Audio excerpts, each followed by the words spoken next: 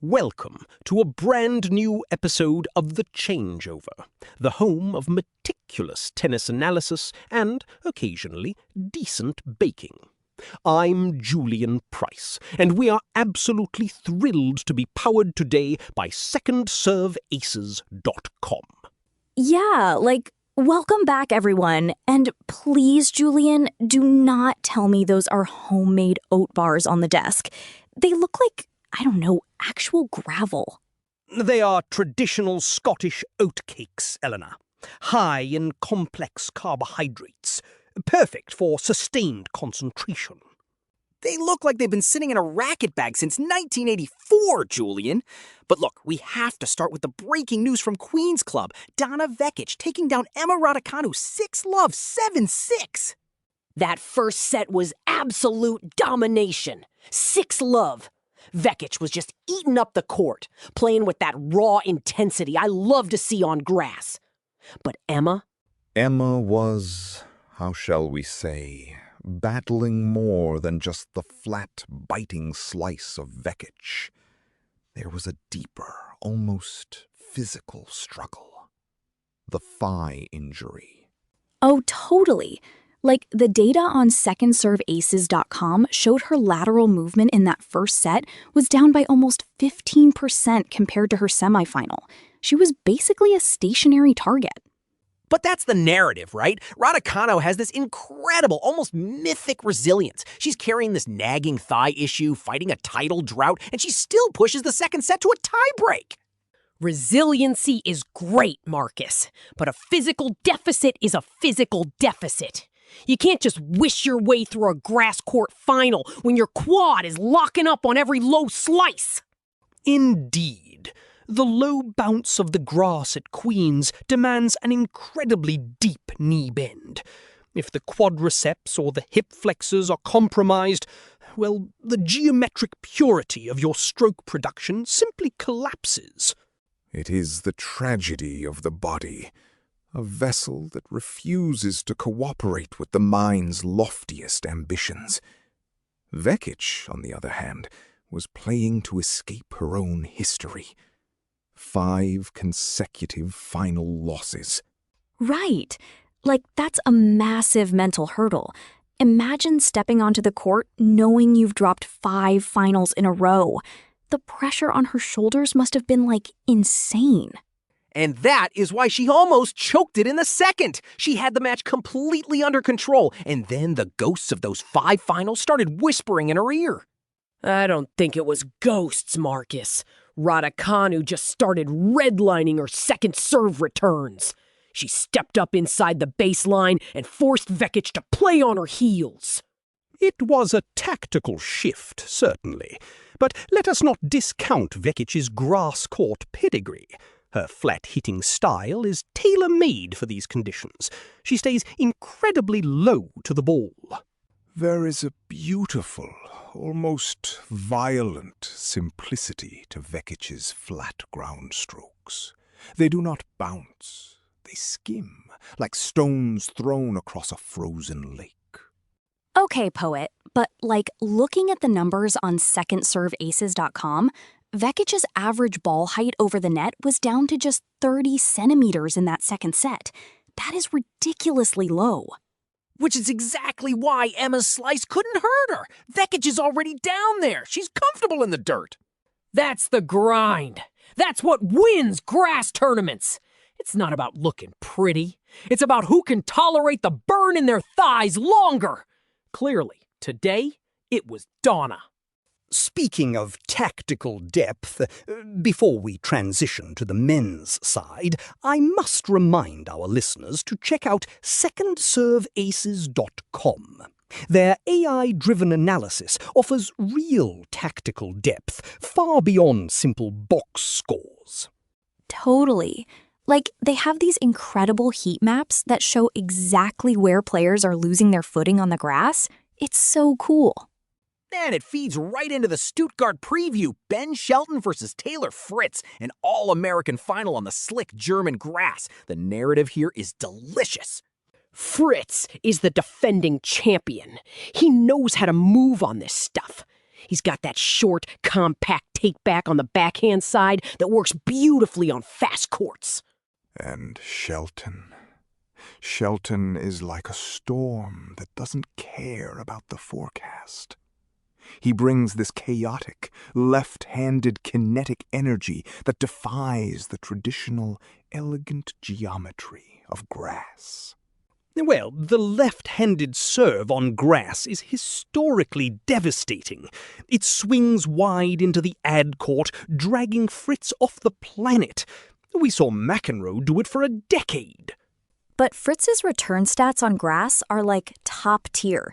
He doesn't get enough credit for how quickly he blocks back big serves.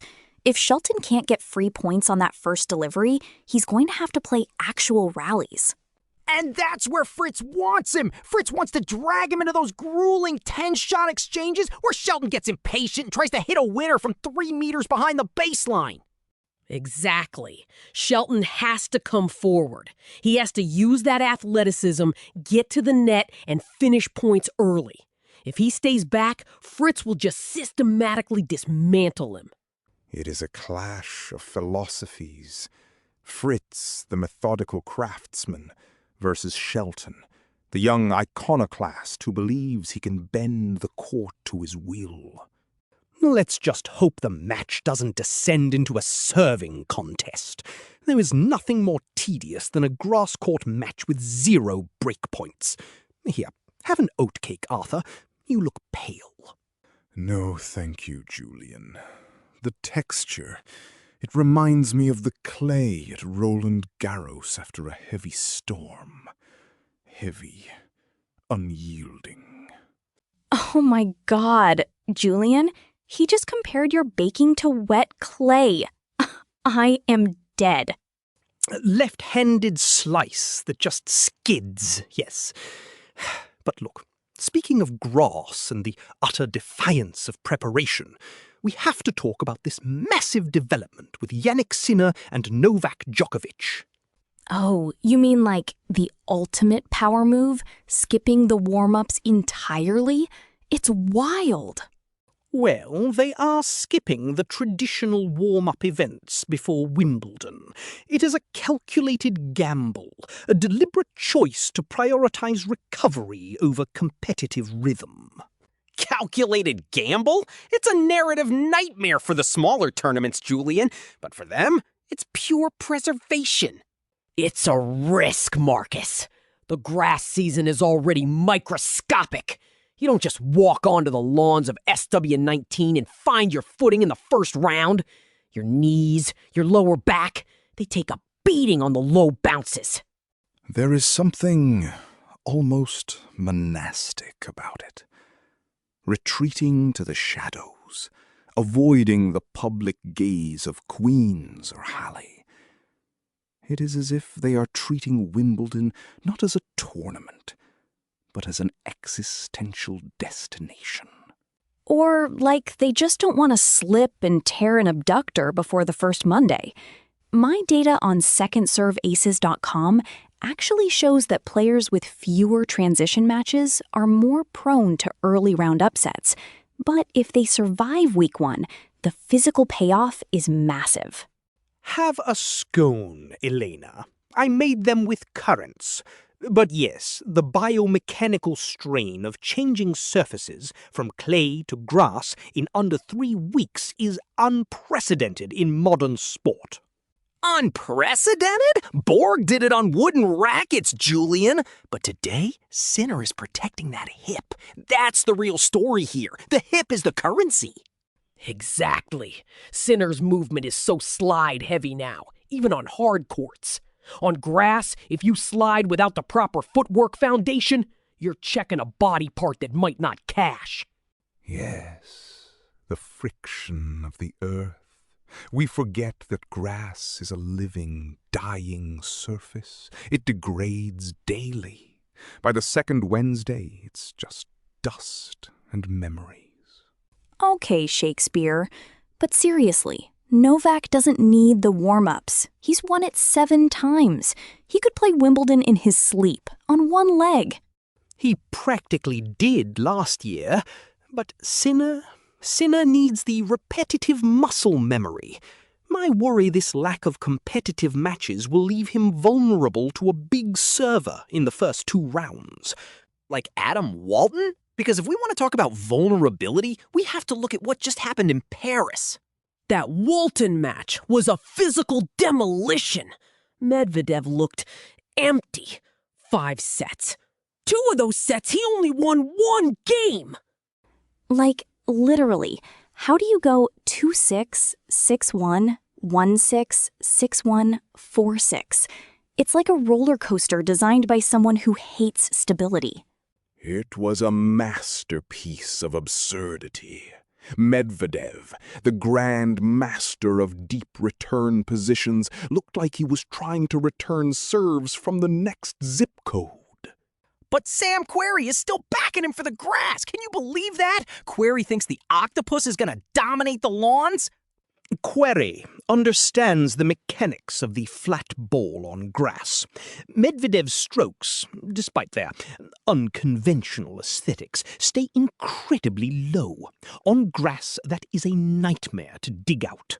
If he's fit, that's the thing. That 5-setter against Walton was a brutal physical tax. Walton just kept extending the rallies, making Daniil play 1 extra ball.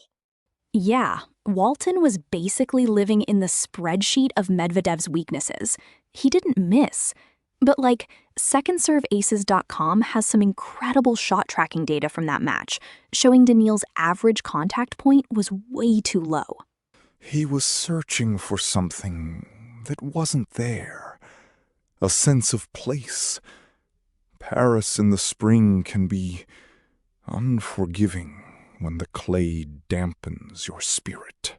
He hates the dirt, we know this, but losing to Walton, that's a massive blow to his narrative momentum heading into the grass. He needs a quick reset. Perhaps a change of scenery. Which brings us to Berlin, the grass courts of Germany, where we are seeing a very intriguing reunion. Coco Gauff and Jessica Pegula are back together on the doubles court. Oh, I am so here for this. Team USA is back. They are like the perfect complement to each other on grass. It's a great move.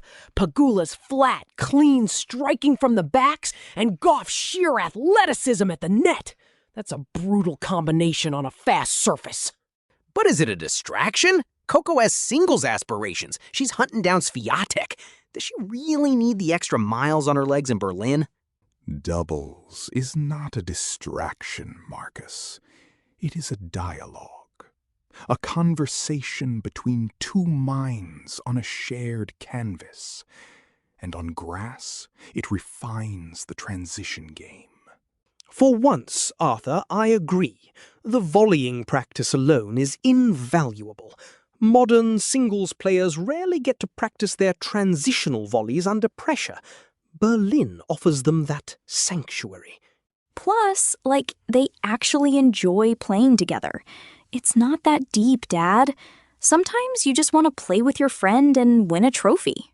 It builds that mental resilience, too. Playing doubles forces you to think tactically about court positioning. If they can dominate Berlin, they carry that confidence straight into Wimbledon. We'll see. The Berlin draw is loaded. If they slip up early, the media's going to question the workload. Let them question. The green light of the court doesn't care about the headlines. Flat, clean striking from the baseline is exactly what sets up the net game. But look, if we are talking about grass court returns that actually shake the foundation of the sport, we have to talk about London. Serena Williams is back on a tennis court, winning matches. It is absolutely wild! 4 years, guys. 4 years away from competitive play, and she just walks onto the lawns at Queen's Club with Victoria Mboko and takes a straight sets win. Like, I was looking at the numbers on secondserveaces.com before we started recording, and my jaw literally dropped. She did not just play, she was like clocking 120-mile-per-hour serves. 120 miles per hour. Let us put some academic perspective on that. At 42 years of age, after a multi-year hiatus, that speed is not just impressive, it is a biological marvel. Though, I must ask, Julian's homemade oatcakes are circulating. Please do help yourselves. The oatcake is remarkably dense, Julian. Thank you. But Serena, there is an existential beauty in a serve like that. It is a defiance of time. The yellow ball traveling through space at a speed that defies her own physical sabbatical. It's about the shoulder, Arthur. That service motion is pure, unadulterated muscle memory. You don't lose that leverage. They won 7-6, 6-2, and Serena was commanding the court like she never left. And let's talk about the partner choice. Victoria Mboko, talk about a narrative dream. The teenager playing alongside the greatest of all time. The pressure on that kid must have been immense, but they navigated it beautifully. Yeah, like no pressure at all, right? Just playing next to a 23-time Grand Slam champion while the entire tennis world watches. But the tactical depth on secondserveaces.com showed how they protected the net. Mboko was so solid. The geometry of the doubles court changes entirely when you have someone who can dictate from the deuce court with that kind of pace. It forces the opponents into highly defensive return positions, which of course opens up the alley. It is a quiet form of chess, but played on grass, where the ball skids low and treacherous. A green canvas of uncertainty. Did anyone else feel that the first set tiebreak was almost a spiritual test? It was a mental test, Arthur. 7-6 in the first. If they lose that tiebreak, the physical tax of a three-setter starts looming. For a body that hasn't played competitive matches in 48 months, that is a check you do not want to try and cash. Exactly! But they clutched it out. And then the second set was just a clinic. 6-2. Serena's return of serve started finding the corners. I got a text from a coach on site who said the sound off her racket was still completely different from anyone else's. Like, totally. The data shows her strike point was incredibly consistent. If you guys check the player profiles on secondserveaces.com, you can see her contact point didn't drop even when she was stretched wide. It is the classic knee bend, a teaching tool for the ages. But let us transition our gaze from the lawns of London to the the grass of Stuttgart, another comeback of massive proportions. Nick Kyrgios, back on the singles court. And he didn't just play, he absolutely dismantled Corentin Moutet. 6-3, 6-4. 0 breakpoints faced? Not one! Love him or hate him, when Nick is serving like that on grass, he is practically unplayable. Kyrgios is an enigma. A man who treats the tennis court as a stage for his own internal monologue.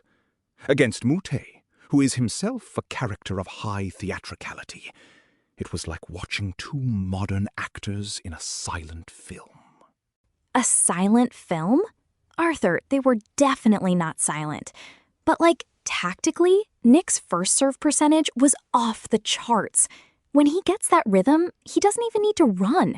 He just holds in under 90 seconds. Indeed. The average rally length in his service games was a mere 2.4 shots. It is a highly efficient, if somewhat frustrating, brand of tennis.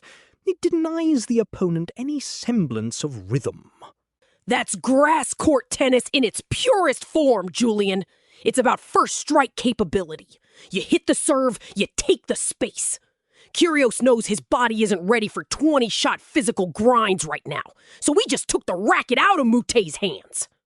And the narrative energy in Stuttgart was electric. The crowd loves the drama. Moutet was trying to throw off his timing with those underarm variations, but Nick just looked focused. Dare I say, professional? Totally focused. He was moving surprisingly well, too. The analysts on secondserveaces.com highlighted his lateral recovery times, and they were actually right on par with his 2022 stats. Perhaps the grass offers him a temporary sanctuary, a surface where the points are short, and the existential dread of a long, grueling baseline rally is kept at bay. It is a mercy, in a way. Let us not get too poetic, Arthur. It is simply physics. Low bounce, high speed. But the real test for both Serena in doubles and Kyrgios in singles will be the recovery. How do these joints feel tomorrow morning? That is the million-dollar question.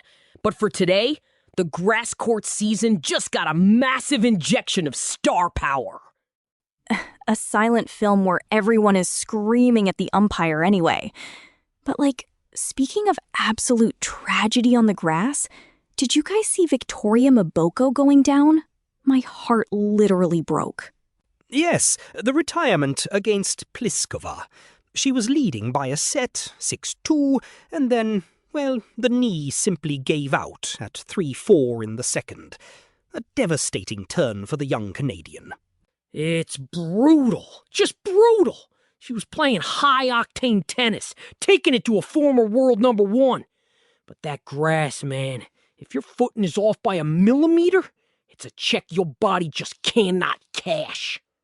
And the collateral damage here is massive. We're not just talking about a singles match. This completely torpedoes the doubles draw. Serena Williams is left stranded. Indeed, Serena's return to the lawn, cut short not by her own fading mortality, but by the fragile joints of youth. It has a certain Shakespearean irony to it, doesn't it? Totally. Serena was out there absolutely pasting the ball, by the way. I was looking at the tracking data on secondserveaces.com. She clocked a serve at 120 miles per hour. At Queens. That's just absurd. The raw physics of her serve remain entirely undiminished by time. But now, with Mboko out, Serena has to pivot immediately to Berlin. She needs matches on the grass before SW19. She needs the mileage, Julian.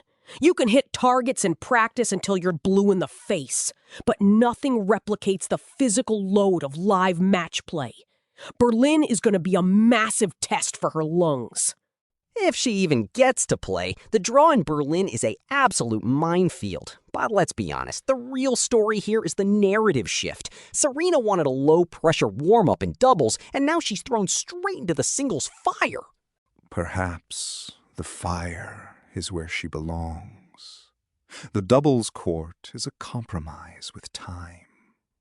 Singles is pure existential isolation. Just her, the ball, and the green abyss. Arthur, oh my God, please don't call the Berliner grass a green abyss while I'm trying to eat one of these. Wait, Julian, what actually is this? Those are homemade lavender-infused shortbread biscuits. I baked them this morning. Quite traditional for the grass court season, I find. They're pure carbs, Julian, but I'll allow it because the flavor profile is actually elite. Now, can we talk about the absolute war chest Wimbledon just announced? 64.2 million pounds, a record prize pool, and yet the players are practically on the verge of open revolt. It's wild, right? On paper, 64 million sounds like they're showering everyone in cash. But the PTPA is basically saying, hold on, look at the percentage split. Yes, the Professional Tennis Players Association is focusing on the macroeconomics. They are backing a major lawsuit, arguing that the Grand Slams generate billions, but only distribute a fraction of that revenue to the actual performers. We are asking young men and women to destroy their bodies on this turf, to slide, to tear ligaments, like poor Mboko. while the suits in committee rooms hoard the surplus value of their labor. Exactly. Alcaraz and Sinner are being put in this incredibly awkward position. They're the faces of the sport now. They're winning the titles, but they're also the ones who have to answer for this systemic dispute. They're being used as human shields by both sides. The AELTC points to the $64 million and says, look how generous we are, while the PTPA wants Carlos and Jannik to use their narrative currency to force a structural overhaul. And if you actually go to secondserveaces.com, they have this amazing breakdown of how the prize money distribution has shifted over the last decade. The first-round losers are getting more, which is great, but the overall revenue share is still, tiny compared to other major sports. In the 1980s, of course, players played for the sheer prestige of the Challenge Cup. But we live in a corporate age now. The romanticism of the sport is constantly at war with its balance sheets. Don't romanticize the 80s too much, Julian. Those guys wanted their money too. But today, the physical demands are double. If Sinner is playing 5-hour matches, he deserves a bigger slice of that massive television contract. It makes one wonder if the ball itself is the only honest thing left. It doesn't care about lawsuits or millions of pounds. It only responds to the racket. Okay, Dad. I mean Arthur. Let's keep it on Earth for a second. The point is, this lawsuit isn't going away, and it's going to hang over the entire fortnight at Wimbledon. Speaking of macroeconomics and players finally finding their teeth, did you guys see what just dropped about the US Open? Oh, the boycott stuff? It is, absolutely wild. Jannik Sinner, Sara Errani, Andrea Vavasori, they are literally threatening to walk. Good. Honestly, good for them. The USTA has been squeezing the doubles draws for years, treating them like second-class citizens. Well, let us be precise here. The dispute isn't just about the money this time.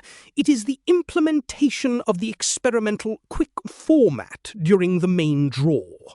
A quick format, as if we can compress the human struggle of a 5-set narrative into a series of sudden death tiebreakers? Exactly, Arthur. They want to reduce the doubles matches to no-ad scoring and a match tiebreak instead of a third set, all to fit tighter television windows. And the players are, totally rejecting it. Sinner backing them is huge because, he's a singles megastar. His voice carries so much narrative currency right now. If Sinner actually refuses to step on court, the USTA will blink. You can't run a major tournament when your reigning Australian Open champion is leading a picket line. It is an interesting legal leverage point. The players are arguing that unilateral changes to the tournament format violate the Grand Slam Charter. It is the commodification of time itself. We are rushing the players through the clay, through the grass, and now even the matches themselves must be microdosed for the modern attention span.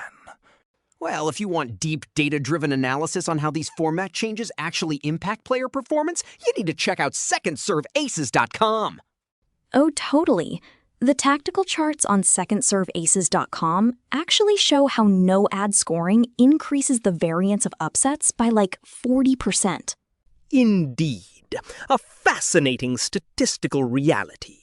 But speaking of players taking control of their own destiny, did we all witness Emma Raducanu's performance at Queen's Club? That was a vintage physical display. Taking out Serena 6'4", 6'2". That is a check her body finally cashed. It was so smart tactically. Cirstea loves to hit flat, heavy balls, right? But Emma was using the low bounce of the grass to completely blunt that power. She won 78% of her first serve points. That is her first top 20 win in a whole year.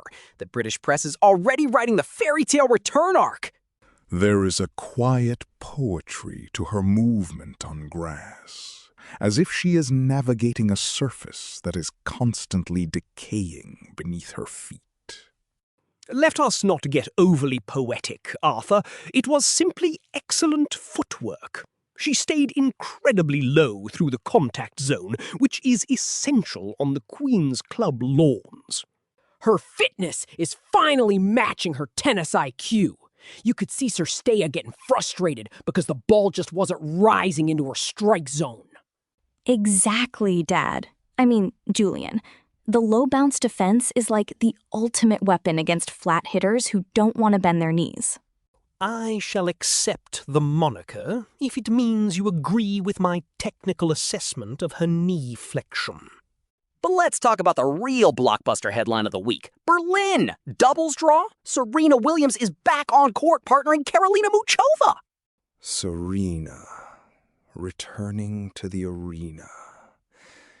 It feels almost mythological, like a deity descending from Mount Olympus to test the mortal grass.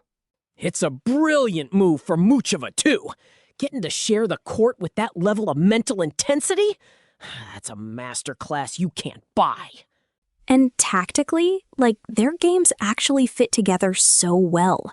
Muchova has that, incredible touch and variety at the net, while Serena can just dominate from the baseline. Yes, the contrast in styles is quite academic. Muchova's slice and slice-serve variations will set up Serena's overheads beautifully on the fast Berlin grass. It's a massive narrative coup for the tournament. Berlin is suddenly the center of the tennis universe this week. But is it a comeback, or is it a farewell tour that refuses to find its final punctuation mark? Who cares, Arthur? As long as she's hitting that serve, I'm watching. Wait. Before we get to the Serena blockbuster, we have to talk about what just happened on the grass at Queen's. Emma Raducanu. Oh my God, yes. My phone was absolutely blowing up during that second set. The slip looked so bad. It was pure theater. She takes this massive tumble, everyone in the crowd gasps, and you're thinking, okay, here we go again. The narrative of physical fragility continues. But no! Must we always frame physical misfortune as a narrative device, Marcus? It was a simple loss of footing on a surface that, quite frankly, requires a level of footwork discipline that modern players rarely develop. Hold on, Julian. That wasn't just a slip. That was a moment where she had to make a decision. You could see it in her eyes. She had to decide if her body was going to cash this check or not. It was almost Sisyphean, wasn't it? Sliding on a surface designed for standing. The green grass of Queen's becoming a sort of emerald ice rink. Right, but if you look at the actual tracking data, her center of gravity completely shifted after that fall. She stopped trying to slide into her forehand altogether. Exactly! She adjusted. She beat Kamila Rakimova 6-3, 7-5 because she stopped playing like she was on clay. She adapted to the reality of the lawn. A very sensible adjustment. One must bend the knees and take shorter, more measured steps on grass. It is basic geometry, really. It's mental toughness, Julian. It's grit. She didn't let the fear of re-injury dictate her aggression. That's the kind of intensity I want to see. And you can actually find a full tactical breakdown of those movement adjustments on secondserveaces.com. Our team put together some incredible heat maps showing how she shortened her recovery steps after the slip. Secondserveaces.com. Yes. The data there is like a flashlight in a dark cave. It shows us the mechanics of survival. Survival is the word, Arthur, because while Raducanu survived her scare, Victoria Mboka was not so lucky on those same courts, an MCL injury against Karolina Pliskova. That is just brutal. Absolutely brutal. A young player, grass season starting, and boom! Your knee just gives out. It's a devastating blow. It completely ruins her doubles campaign, too. Like, she had to withdraw immediately. It's so sad because her transition to grass was looking really promising. The grass is a cruel master. It demands absolute perfection in joint alignment. A fraction of a second of instability, and the ligament simply cannot bear the lateral load. It makes one ponder the fragility of our ambitions. One moment you are chasing the yellow sphere, and the next, a tiny band of tissue dictates your entire summer. It's a massive setback for Canadian tennis, honestly. The narrative was building around her. But this is where we see what a player is made of. The rehab road is long. Speaking of long roads, and perhaps slightly better timed endings, Julian, would anyone care for a slice of this homemade lemon drizzle cake before we discuss Dan Evans? Oh my God, Dad. Julian. Yes, please. This looks amazing. Is it, gluten-free? Heavens no, Eleanor. It has proper flour, as nature intended. Now, Dan Evans, retiring after Wimbledon 2026. 36 years old. What a warrior. That backhand slice of his is pure 80s tennis. It's a work of art. The story of Evo is incredible. From the bad boy of British tennis to world number 21. And now he's given himself a long runway to say goodbye. A pre-announced departure. It is like writing the final chapter of your own novel while you are still living it. Very elegant. But, is he gonna get that wild card run at Wimbledon? That's the real question. The British public is gonna go wild for him. He certainly deserves it. His variety is a dying breed on the modern tour. We need more players who understand how to use the slice to disrupt rhythm, rather than just hitting topspin from the baseline. He's gonna have to fight for it, though. No free rides in this game. Even with the legacy, he's gotta show he can still compete at that level. Oh, the wild card is a lock, Leo. The ALTC loves a local hero narrative. It's gonna be emotional. For sure. If you want to read more about Evans' career stats and his tactical legacy, you should definitely check out the deep dive articles on secondserveaces.com. The analytical breakdown of his slice trajectory is mind-blowing. Wait, Julian, before you choke on your own pastry, we have to talk about Emma. Emma Raducanu actually playing tennis again and winning at Queen's.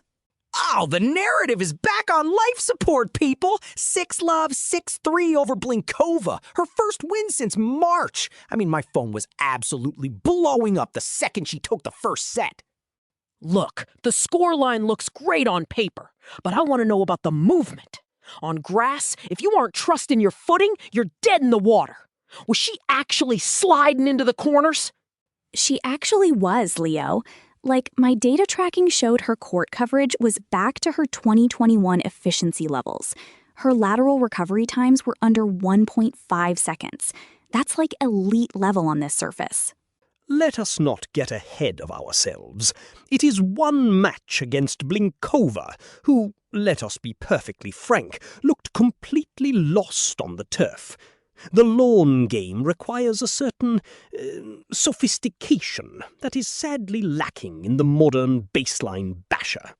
There is something almost tragic about Emma's relationship with the grass. It is a surface of fleeting beauty.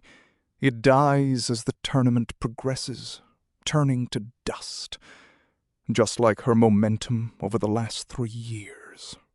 Oh, come on, Arthur. Tragic? She just absolutely dismantled a top 50 player in under an hour. This isn't a French existential novel. It's a grass court warm-up. Marcus is right. It's about confidence. When you've been out as long as she has, you need a match where you don't just win, but you dominate.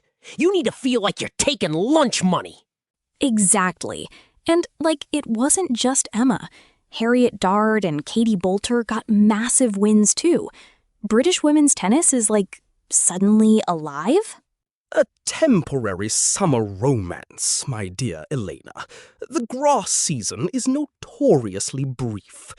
But speaking of the British summer, we must address the absolute mountain of cash being thrown around at SW19. Yes. $85.7 million. A record purse. The green grass of Wimbledon, paved with gold. Yet the players still look at it with hunger. Because they should be hungry. A 20% surge in prize money sounds nice in a press release, but the players are demanding 22% of the actual revenue share. They are finally waking up to their own value. It's a business, Marcus. If you're putting your body through the meat grinder, you want the biggest slice of the pie. Look at Pegula. Look at Trolinska. They're fighting for the lower-ranked players to actually survive on tour. Totally. Like, if you go to secondserveaces.com, we actually uploaded a full financial breakdown of this. The gap between the first-round losers and the champions is still, like, crazy wide, despite the increases. The tournament organizers would argue that the prestige of the All England club is what generates that revenue in the first place. The players are merely temporary actors on their historic stage. We are all temporary, Julian. But while we are here, we must pay the bills. Even Jannik Sinner and Mira Andreeva, who are currently leading the 2026 prize money race, are just chasing numbers on a screen. Sinner at $6.87 million and Mira at $5.39 million. At 17 years old, Andreeva is out-earning almost the entire ATP Tour. Now that is a narrative I can sink my teeth into. She's literally making more money than we will ever see, and she still can't legally buy a drink in most countries. It's wild. Because she's a predator on court. She doesn't care about the money. She cares about breaking her opponent's spirit. That's the mentality that gets you to $5 million before you can drive. One wonders if such immense wealth at such a tender age dilutes the pure artistic pursuit of tennis. Back in the 1980s. How spare us the 88 cash prize nostalgia, Julian. Sinner's playing the best tactical tennis of his life because of his team, which costs millions to maintain. You want quality? You have to pay for it. Honestly, yeah. Like, the tactical depth we're seeing now is only possible because these players can afford full-time data analysts. If you want to see how Sinner's serve and volley efficiency has increased with his earnings, you seriously need to check out the AI-driven tactical analysis on secondserveaces.com. It's like next level. A digital mirror, reflecting our physical struggles on the court. But tell me, Elena, does your data account for the weight of expectation on young Mira's shoulders? No, Arthur. Like, there's no spreadsheet for existential dread, but there is one for her return of serve win percentage, which is currently sitting at 48% on second serves. That's why she's rich. Look, speaking of paying the bills and actually having the physical capacity to do so, we have to talk about Victoria Mboko. This is just brutal. Absolute heartbreak at Queen's Club. Oh, like completely devastating. She finally gets this massive, historic doubles moment playing with Serena Williams, which is like mind-blowing on its own. And then her knee just... The knee gives out. An MCL injury. Just as the grass swing is heating up, she's completely out of Wimbledon. Talk about a narrative high followed by an absolute cliff. It is the cruelest of geometries. One moment you are sharing the court with a living monument of the sport, and the next, your own body becomes a prison of torn ligaments. It makes you question the very ground we walk on. And that's a wrap for this week. Head to secondserveaces.com for the full deep dives on every match we covered today. See you next time on the Changeover. Cheers!